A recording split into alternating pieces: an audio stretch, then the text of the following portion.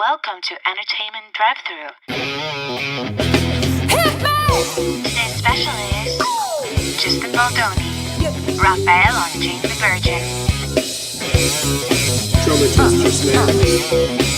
Quiet on the set. Ladies and gentlemen, welcome to the stage.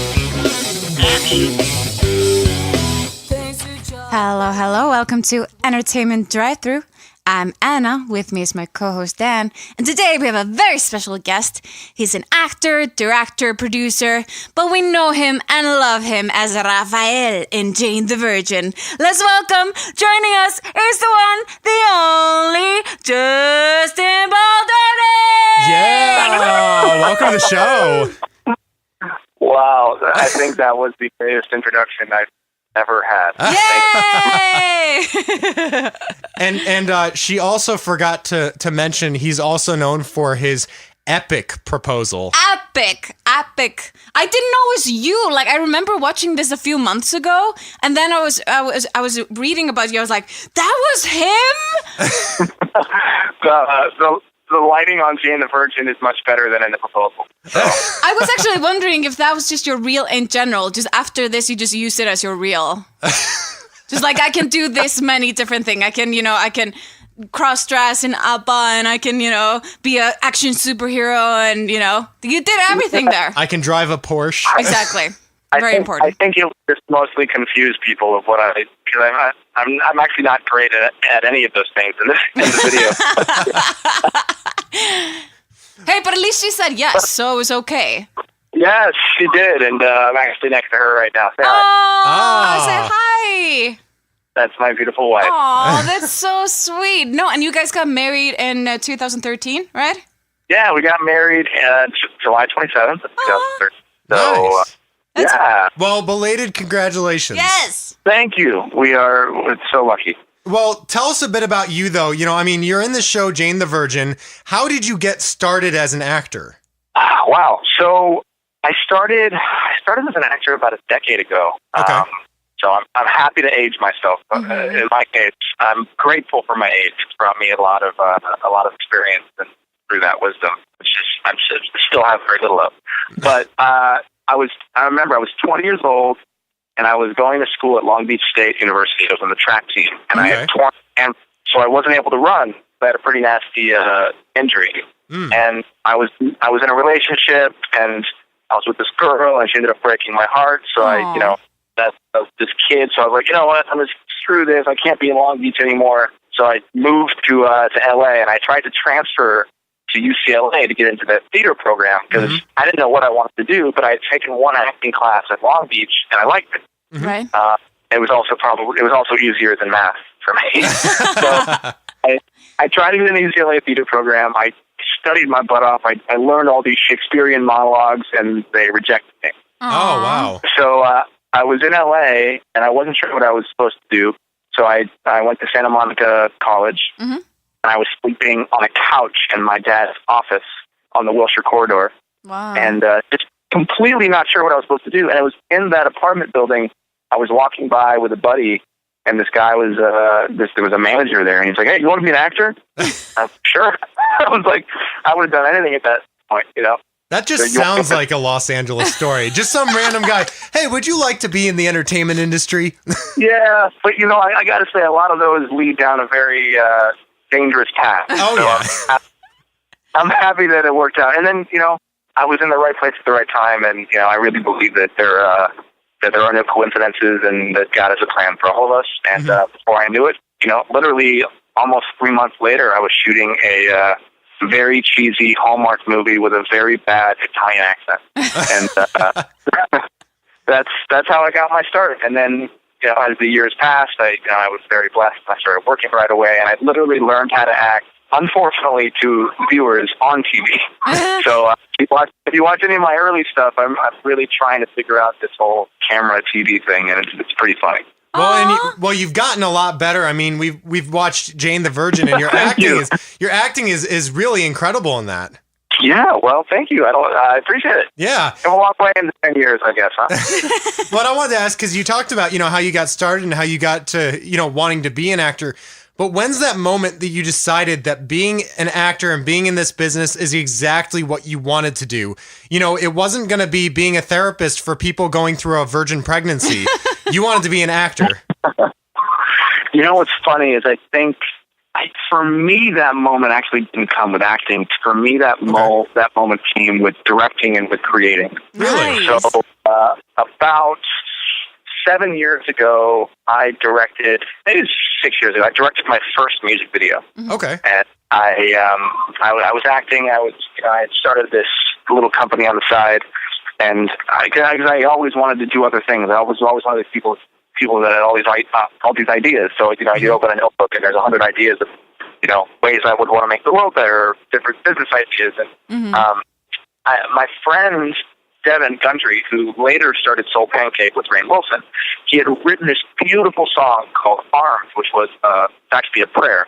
Okay. It's from the Baha'i writings, and the song, the root of the song is "Armed with the power of thy name, nothing can ever hurt me." Wow. And I had just gone through a lot of death. I lost, both my grandparents and grandmother the same year, and an uncle, and I was there at his bedside when he passed away, and there was my grandmother, and all these, and the world was going through this really tough time, and there was, we were at war, and Right. the stock market collapsed, and the mortgage industry was going crazy, and I just felt so much pain around me. I really wanted to make and create something that could help people get through this. And so I called my buddy, and I was like, "Hey, I would love to shoot a music video to your song." And he's like, "You know how?" And no, but I'll figure it out. And luckily, I had a little bit of money at the time coming off of the TV show, and so I just funded it myself. And I just did it. I grew up making these music videos, like the Boys to Men and things, for girls in high school and stuff, which obviously led to my proposal 10 years later. Right. Awesome. But so I knew I always wanted to be a director in that capacity, but I'd never tried it. So anyways, I made this music video, and it turned out beautifully, and it actually went viral and inspired a lot of people. And I had great actors in it, and that's when I realized that's what I want to do. I want to tell stories that move and inspire people and take the burden of the heaviness of life off of their shoulders for a minute to give them inspiration. Right. And that's when I started my music video career, which led to a commercial directing career, which then led to me actually leaving the acting business because it wasn't what I wanted to do. Oh, wow. I didn't feel like I was actually able to inspire people in the way that I wanted to, because my fate was kind of at the will of everybody else. So I left 3.5 years ago. I left the acting business in part because I felt like I couldn't get a job to save my life, and Right. no managers or agents actually wanted me. I was repless. So I started my production company to try to make the world a better place. And at that moment was when I was truly living the life I felt like I was put here on earth to live, which is to find a way to be of service to humanity with my skills and my art. And that's when I started Wayfair Entertainment, which is my production company. Wow. And it was through that process of trying to create content that makes the world better that it came full circle, and Jane the Virgin was presented to me, and this has been my first acting job since I left acting. Oh, no That's kidding. amazing. Well, and I was going to say, I find it really interesting. Anytime we talk to actors that are also directors or producers, I find that, more times than you would think, they often really, really get into the directing gig, and they love it because, like you said, it's your chance to create something that you want to create as opposed to portraying a character that someone else created. Yeah. And, it also depends on the point of view. A lot of the times as the creative, you can actually bring and manifest into existence the thing that inspires you. Exactly. That will inspire someone else. And I got to be honest, if there was an acting job that I could have chosen to come back to, and I got to pick it from a hat of the best jobs in the world, Jane the Virgin would have been the one I would have picked. Nice.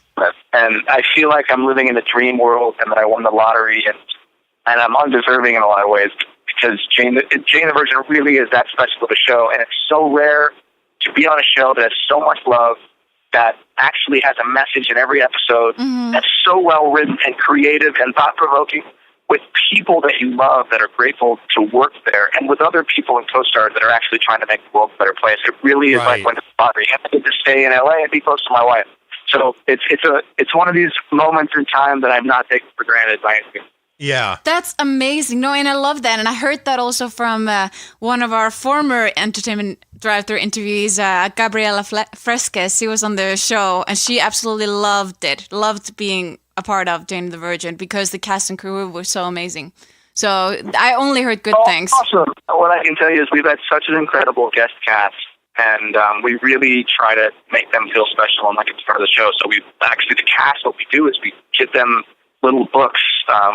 Every guest cast and co-star gets this little book that we all sign and say we thank you for being a part of the show. Because we know how hard it is to like come onto a show where there's a group of people that it's kind of like the cool kids in school when you kind of come on and you're trying to fit in, and we've all been there. The cast of Jane the Virgin, we spent years and years being on other people's shows, so we really want to. And the better they are, and the more comfortable they feel, the better the show is, and then the better it is for everybody. All right, well, we're going to take a quick break to listen to a clip from Show Me Love by Anna and the Bells. But we'll be right back.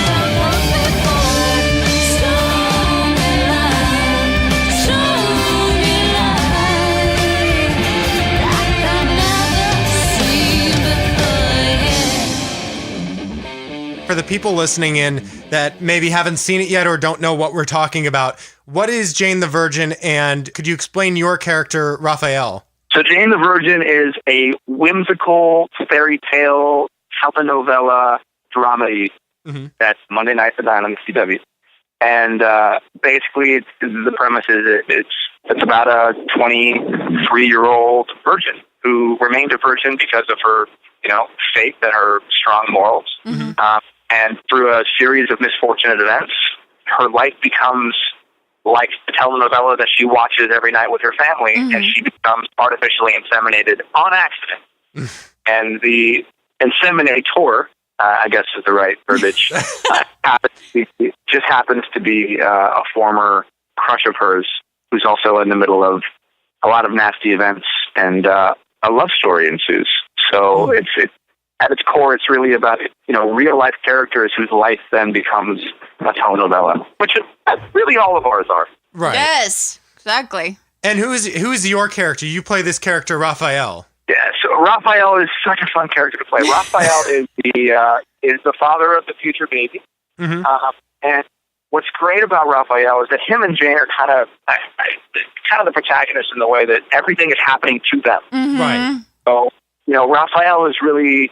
I got to be honest, Raphael probably has it the roughest as far as all of the crazy things that happen to him. He's not forced to carry a baby, but he stays so calm. He stays so calm. It's like he's been through this and been through that and been through it, and then he's just so calm. I'm like, if this would be happening to me, I'd be freaking out. Like all this stuff is happening, and he just goes to Jane and goes, "I want to kiss you again." Yes. Just that's it. What's funny is, and people are like, oh my God, you're so romantic with Jane and this. And the truth is, everything is going wrong in Raphael's life except Jane.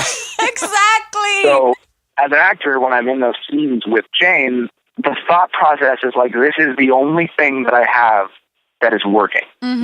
Like, her and this baby that, of course, I didn't ask for, but somehow happened, and he's not the kind of guy. He said this a couple episodes ago. He's not the kind of guy that believes in fate. But this is crazy, and it's meant to be. So he's just going with it, and it's really cool. Raphael is a cancer survivor, and it's really interesting playing a cancer survivor because the concept of making the positive choices is really strong. Right. So I get a chance to play a guy who's constantly trying to make the right choice, which is very rare on TV. Right. Very rare to be written in that way because, you're dealing with a guy that was a former playboy that always made the wrong choice, then got connected with being sick and with death, and now is really trying to do something good with his life and to make the right choice, and all these crazy things keep happening to him. Right. And it's really nice to play a character that's like trying to see the good and always trying to stick to like, some sort of morality, even if he doesn't really know what his is. Right. Exactly.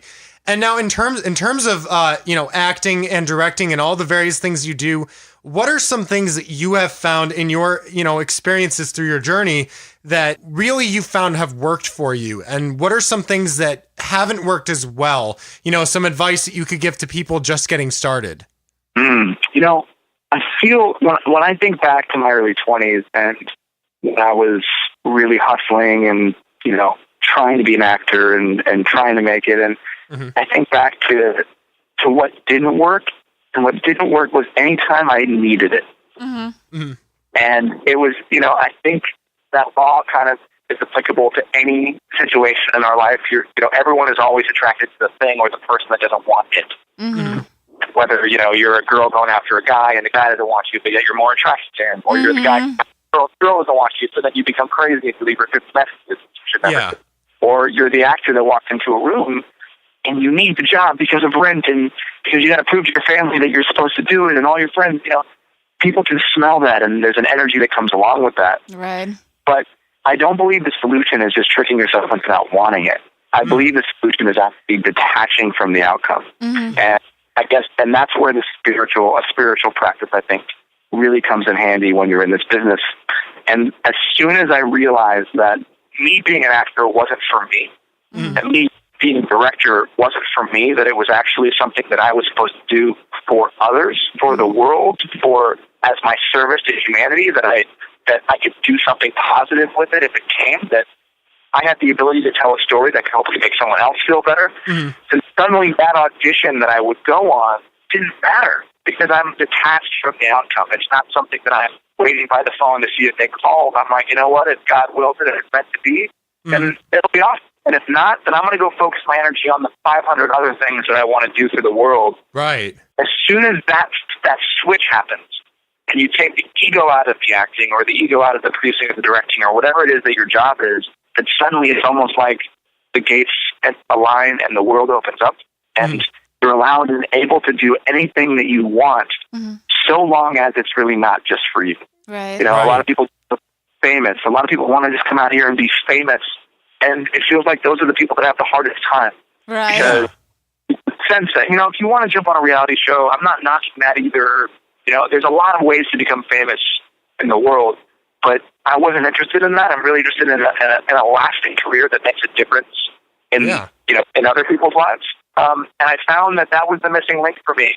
And a lot of that came with just age. A lot of that came with my faith and really practicing the service part of it. And as soon as I figured those things out, it was really amazing how everything just kind of unfolded and, things just progressed naturally. And of course, I found the love of my life and she was a huge help in me becoming the man that I wanted to be. Aww. And also the career that I, will want to have. Because I'm still at the beginning. I'm a baby in the career that I want. Yep. So it reminds me, it's like that whole thing that, if you really want to be in a relationship, the only way to end up being in a good relationship is if you just kind of stop looking for it. Because if you constantly are looking to be in a relationship and you're constantly looking to find the one, then it's not going to happen because you're trying too hard. And I mean, it happened for me when I moved out to Los Angeles. I just said, you know what? I'm done with all this. I'm just going to be single for a while. It's going to be great.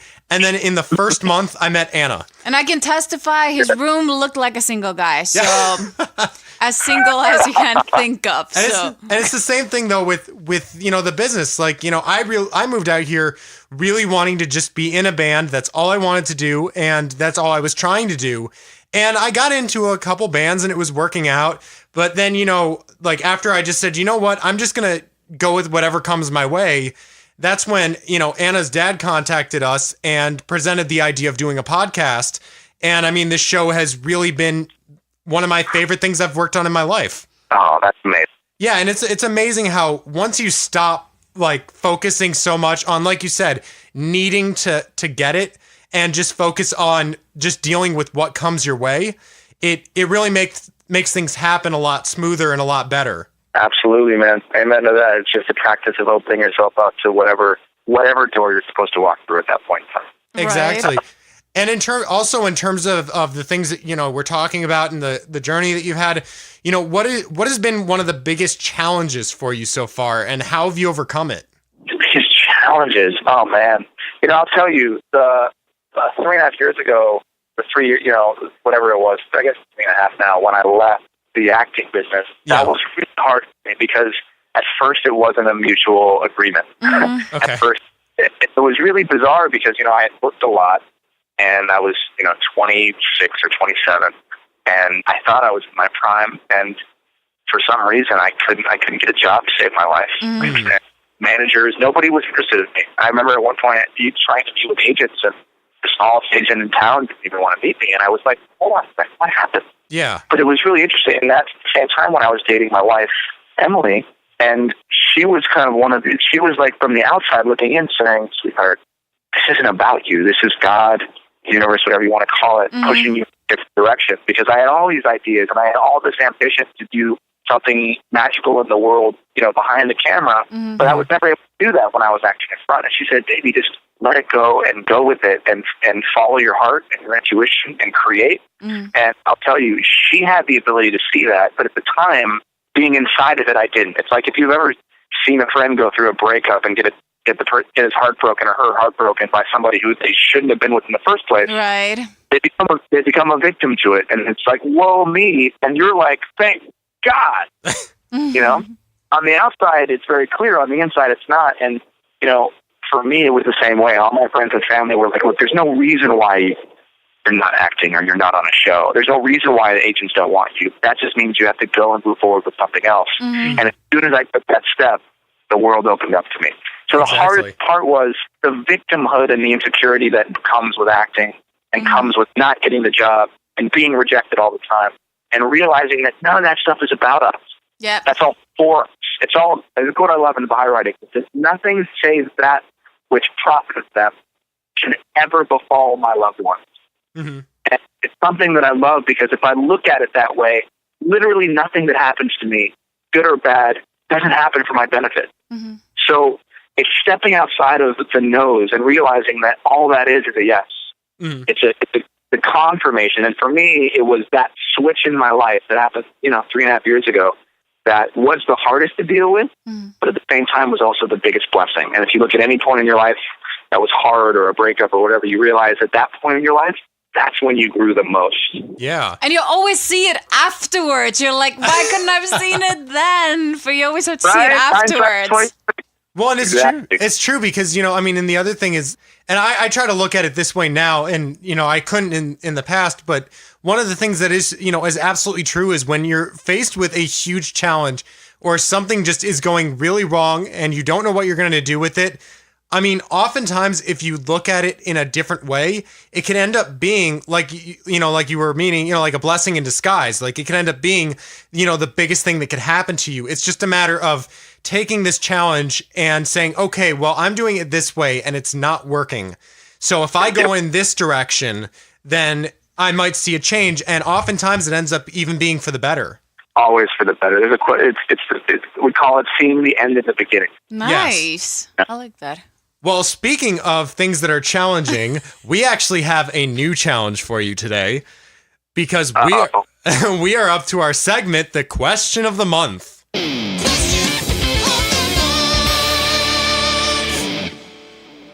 So, in this segment, we'll ask our interviewees a new question every month, and they have to think of the funniest answer that they can come up with. To our listeners, write in your questions on our Facebook at facebook.com/entertainment drive-thru and our Twitter at eDrive-Thru, and we just might use it as the question of the month. Now, Justin, are you ready? Absolutely not. You'll be good. I think you'll like this one. Afterwards, you'll be thankful for it. Right, exactly. All right, so for it. So question is, I would do anything for love, but I won't blank. And I just realized this is a good question to ask while Emily is sitting right next to him. Oh God, that's more because she's kind of looking over me saying, oh. I would do anything. It has to be funny or honest. I mean, Whatever. sometimes the honest answers are funny. Yeah. I would do anything for love. I'm going to give you two answers. Mhm. Okay. Perfect. One is swim through literal shit. I feel like we're playing a game of Cards Against Humanity right now. Yes. And I'll tell you, because there is no way my wife would still want to get anywhere near me if I swam through shit for love. The other answer, the real answer, would be compromise my beliefs. Okay. I like that. So we get a funny one and we get like a real like deep question like answer. Because that's true. I like that.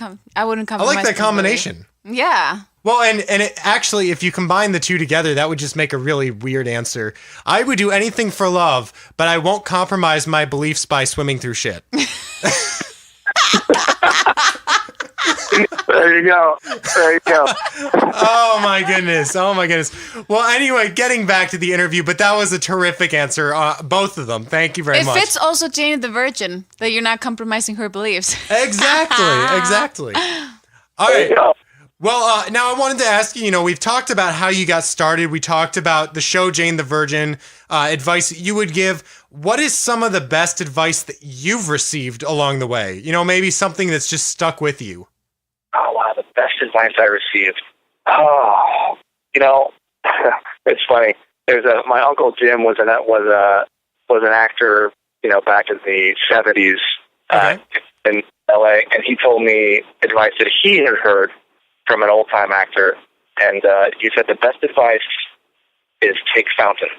It's take Fountain. That is a terrific bit of advice. Take But Fountain? I'll tell you, Take Fountain, like the road, because of all the traffic. road. Oh, take Fountain. Give it Fountain. over to- That is such a LA answer. Everybody says that Yeah, with that was his traffic. advice. Take Fountain. I was like, wait, is this like a spiritual thing? Like take Fountain. Were you thinking like take the Fountain of the Youth? I don't know. I was just really curious as to how like philosophical this conversation will go. Yeah, no, but I'll give you the other one. That was That's the way. so That was the awesome. advice he gave me. That was the advice he gave me when I started 10 years ago. It's like, just always take Fountain. Right. And now you're always on time. You're always on time. I think some of the best advice I got was not trying to be somebody else. Okay. It's this idea. I think we always want to impress people, and we always want to. As an actor, you want to show up in the room, and you want to like, oh, I want to be that character. Or I want to be this person for this. And you move here, and you see all these attractive people everywhere, and there's successful people, and there's so much money because everybody has a nice car, and you're just like, wow, I want to be like that. Right. And then you go into these rooms, and you see 15 guys that look exactly like you or are better looking. And you see how they're dressed, and you're like, maybe I should wear beads around my wrist because he is, or maybe I should wear boots outside of my jeans, and you start to kind of like be everybody else. And then you look around and you realize that nobody is themselves. Right. Everyone tends to be somebody else or something else. And then you walk into a room and you have all of these people, and all you're looking for, as on the other side of the camera, is that person who is themselves. Right. That person who is undeniably themselves. And that was the best advice I got, was to be myself in every situation. And when I really, and again, I'd say within the last 5 years is really when I started to practice that, and it changed my life because suddenly the pressure was gone. Yeah. I didn't have to be anybody else. I didn't have to live up to anybody else's standards. I could be myself. If I woke up feeling like crap, I brought that into the room. And at the same time, it takes that burden off of your shoulders, and people suddenly are kind of, I would say they're kind of drawn to that. They're like, oh, someone that doesn't care as much, or someone that doesn't need it as much, and they take it different ways. But, I'm not going to be somebody else as Raphael. I'm going to bring Justin to Raphael. Right. And another person that Raphael would bring himself to Raphael, and it would be a completely different character. Well, that's You have to be yourself. And that's what I got. yeah, and I love that because the truth is, if you think about it also, like all these people that are just carbon copies of their favorite people, I mean that's good. You'll end up being talented, you'll end up being good at things, and you may get a lot of success in it.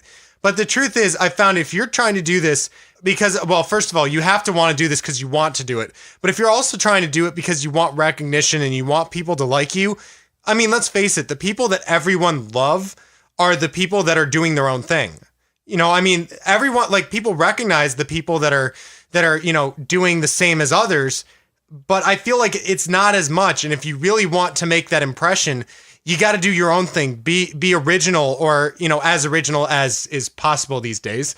But, you know, I mean, doing your own thing. Of course, and the thing is, though, is that being original is simply being you.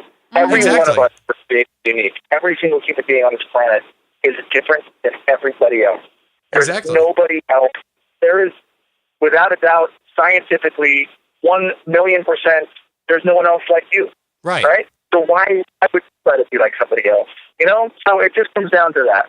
And I'm so grateful that they're bringing more different types on TV, because I'm so tired of seeing. Sometimes I look at a TV show and I'm like, I don't even know who's who anymore because everybody looks the same. I'm like, how am I supposed to know? There's supposed to be characters, damn it. Well, I think it's so funny if you compare TV and movies today, and I mean, movies are starting to get better, but for a while it was like you had, like, if you were to do a trailer for a TV show, it'd be like, come check out this new TV show. It's not like anything you've seen before. It's completely new. And then you cut to movies and it's like, this one has explosions. This one has CGI. Did I mention this one has explosions? And this one has, like, it's kind of crazy how TV, you know, really has made this, like, revolutionary wave of just opening it up to a lot of, you know, really unique ideas. Yeah, it's very, very cool. We're always drawn to those things. You know, it's very rare to come up with something that is original and brand new. Everything's a remake right now. Everything is taken from something else. And we've seen the idea 100 times. And that's why, you know, at least that's why I'm so grateful to be on a show like Jane. That, at least for the time being, while, yes, it has elements of the, you know, Ugly Betty, and yes, it has elements of Gilmore Girls and Pushing Daisies, it is its own unique thing. Right. And we're allowed to be, they really gave us free reign to create these characters and allowed us to play them in the way that felt natural to us and be original. And it's so great because there's no one on the show that's doing an impression of anybody else. No. Right. That's so artistically satisfying. And you can see that. That's what I like about Jane the Virgin, is that, you know, each character is so fun to watch because there's, you know, they're so unique and different, and, you know. And I like the silliness of the narrator. I think that's awesome. The truth really happened like this.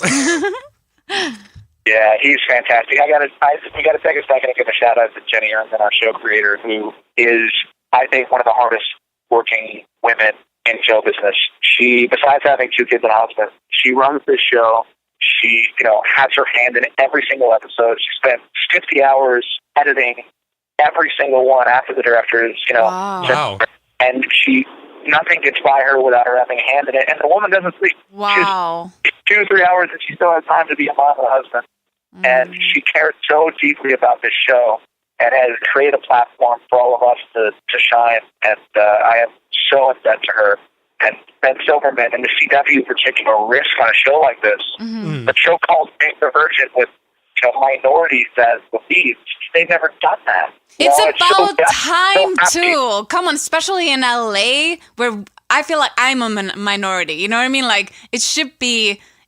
You know, there should be more people represented. Well, you're from Iceland. There's like 2 of you here. I know. I mean. And so, Grant, I don't know if you guys heard, but today we got honored by AFI as one of the top 10 shows of 2014. That's awesome. Congratulations. Congratulations. Yeah. And I also heard you guys were up for an award, and you were up for an award. Oh, boy. You were nominated to be the hottest male on TV. How do you feel? I mean, how does Emily feel being married to somebody who's nominated for that? I mean, what an honor. How do you feel, Sarah? Oh, I mean, he is the hottest guy for sure. I'd like to thank my dad. I had absolutely nothing to do with it. And, it was so funny. Brett Dyer and I played Michael. Michael's also nominated. And actually funny, 2 of my other best friends are too. I think they were just, you know, throwing the darts up against all the guys on TV, and it got stuck on mine on accident. But Brett and I made this Instagram video of us crying.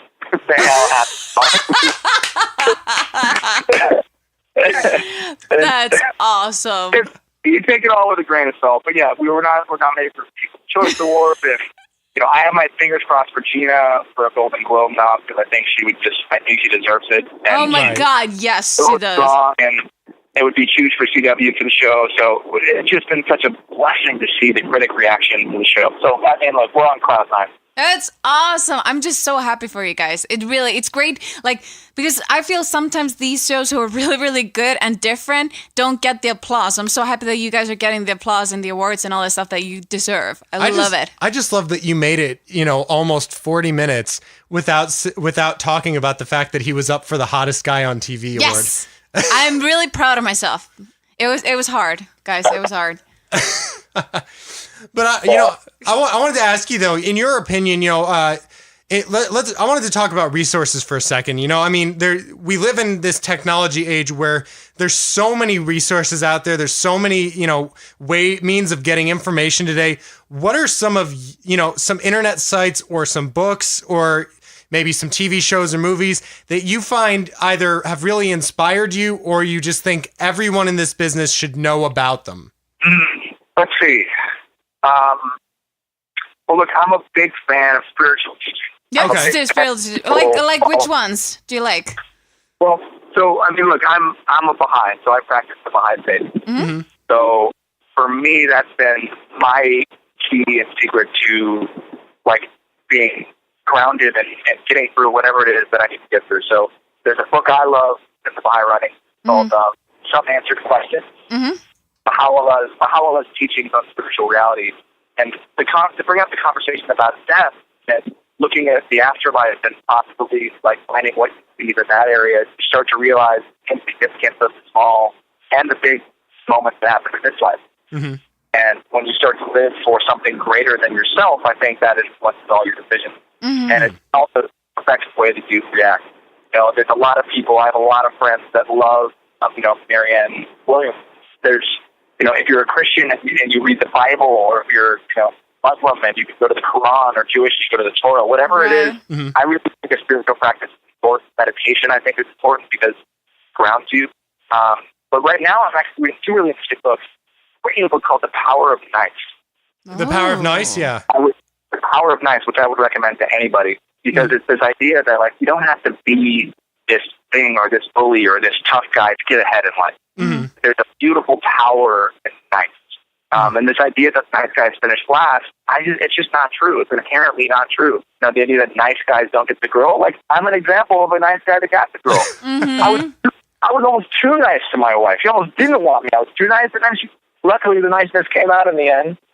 I got her. Right. So, and also reading a really interesting book called The Tipping Point, which is it's kind of a study on how things go viral and what causes something to tip over the edge. Ooh. Interesting. And I would really, and because it's all based on human behavior and anthropology and sociology, and it's a very interesting book because you always want to know why something catches fire. Yes. Yeah, because there's no new ideas. Everybody has an idea. What's the thing that sets that thing that made it apart from everything else? And it's a unique combination of things, and all of these things together, I would say, are great, really interesting reasons. Oh, and Right. The Prophet by Khalil Gibran. Excellent. We're getting close to the end here, but I wanted to ask you, because you started acting again for the show. What do you see as the future for you? Are you going to stay in acting for a while, or do you plan to go back to directing? In the near future. I am staying acting. Okay. I fall in love with it, and hopefully Jane the Virgin will be around for a very long time. But Yes. at the time, I'm developing my company, Wayfair Entertainment, and there are plans. I it's unannounced, but I'll be directing the future. I can't say what it is, but Right. there's four negotiations right now, which will be very cool. It'll be my first studio feature. Oh, congratulations. Exciting. We're producing a lot of really amazing inspirational content. So I'm gonna, I won't be directing everything, but I'll be executive producing a lot of really cool, interesting TV and digital content that is inspiring, but is also fun to watch. That's great. Chocolate covered broccoli. Chocolate. It's got to be good for you, but it's got to taste good too. Yes. So we're creating a lot of cool stuff, and Jane the Virgin's been, just been able to help in that. Yeah. In that. So yeah, not going to ever just be one thing. And we have a really cool tech company that I co-founded, which Ooh. nice. we're going to be announcing first quarter of next year. So I'll come on your show and tell you all about it. Yes. Excellent. Please do. Please do. Excellent. Yeah, you're going to love it. Yeah, and well, unfortunately, we are down to the end of the interview. But before we go here, could you tell us, our listeners, where they can find out more information about you and Jane the Virgin and all the companies you have? Sure. Well, if you want to find out more information about me or watch any of the stuff that we produce, you can go to wayfarer-dnt.com or wayfarer-entertainment.com, like Wayfarer, like the fun button. Or you can follow me on Twitter at Justin Baldoni, or you can watch Jane the Virgin Mondays at 9, 8 Central on the CW. Excellent. Perfect. And thank you so much, Justin, for being on the show. It's really been an absolute pleasure talking to you. Thank you. It's been an honor, and thank you guys for having me. And thank you for being such fans of the show. It means so much. Oh, absolutely. And for more information on Justin Baldoni, Jane the Virgin, and the podcast, go to entertainmentdrivethru.com and subscribe on iTunes. Like and follow us on our Facebook at facebook.com/entertainmentdrivethru and our Twitter and Instagram at eDriveThru. Hey, what's up, everybody? This is Justin Baldoni from Jane the Virgin, and you are listening to Entertainment Drive-Thru.